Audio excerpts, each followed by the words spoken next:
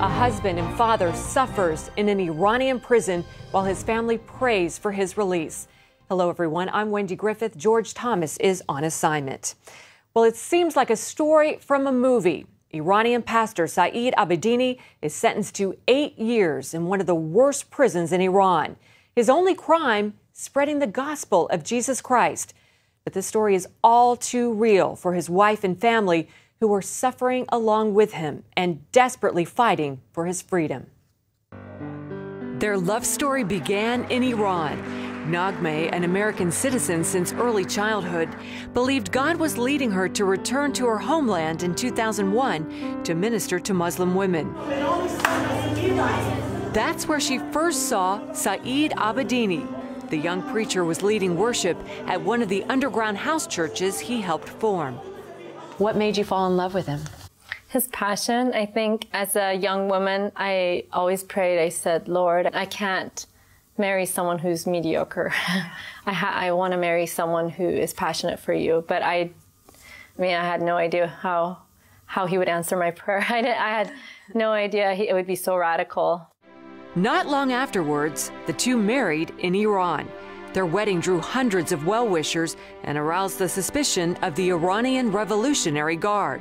Well, our wedding, our union was a miracle because we were both Muslim converts and they allowed us to have a Christian union.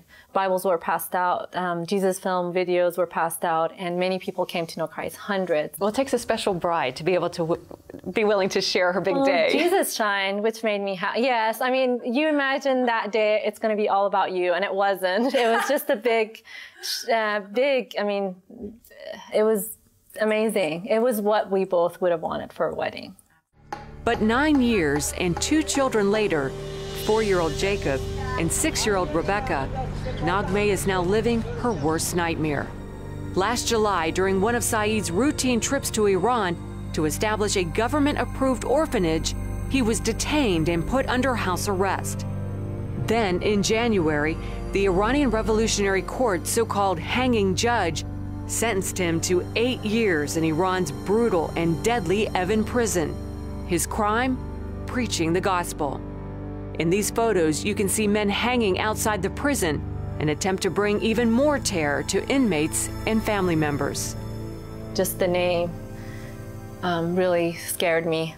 I've had, during the revolution, people who we knew and also family members who were hanged in that prison and killed and abused and raped. Before he was sentenced, Saeed could Skype with his family.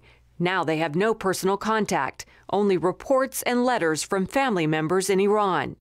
The latest telling them that Saeed is being tortured and pressured to renounce his Christian faith. I said to myself, they don't know who they're dealing with.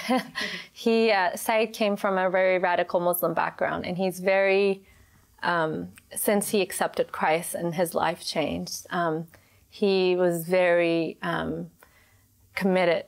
Doesn't matter what beatings he goes through. Doesn't matter if they say we're going to kill you. As a wife, what's been the hardest part of all of this for you? The Lord has given me grace to go to his presence and just get my comfort. But as a mom, it's just every time it's like a stab in my heart when I see them struggling and I can't do anything about it. My son is his character has changed 100%. Since the arrest, he won't talk as much. He's very reserved. And then my daughter, she just cries a lot. What does this say? I miss you, Dad. And these are your tears? Yeah. Naghmeh admits at first she's sunk into despair. I was in the edge of extreme depression and anxiety and worry. And I could see that where I was almost being broken, I would have had to check myself in, but the Lord didn't let me break. I clung to him and I cried out to him. I said, Lord, in Philippians, you promised you will give peace beyond understanding. And he gave me that peace. And so the scripture is true. I just want people to know that if they cling to him and believe in his scripture and just don't let him go, hold on tight, he's going to get you through whatever it is. In the meantime, the American Center for Law and Justice is going full throttle with both a legal and media campaign. Jordan Sekulow says publicity could be a lifesaver for Saeed, just as it was for Iranian pastor Yusuf Nardakani, sentenced to death for his Christian faith.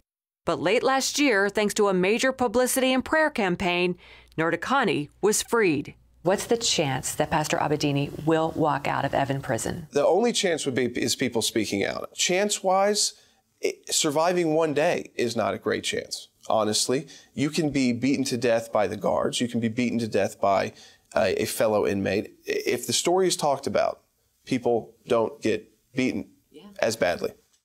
The good news, people are talking. Nearly 500,000 people have signed the Save Saeed petition on the ACLJ's website.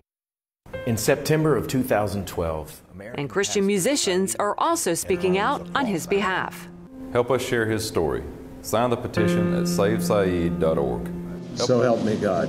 Secretary of State John Kerry promised to work for Saeed's freedom, but has made no public comment on the matter since he was sworn in. Naghmeh says she believes prayer, not government, will free her husband. Do you believe you'll see him again? I do. You know, it's the flesh versus the spirit. My flesh wants to say he's not going to survive that prison. But when I pray, I feel like the Lord, he's a God of hope, and he tells me that it's at his time he will release Saeed. Pastor Abedini needs your prayers. His wife told me he is suffering from internal bleeding in his stomach area due to the beatings and torture and is very weak. If you would like to sign the ACLJ's Save Saeed petition, please go to our website, cbnnews.com, for a link.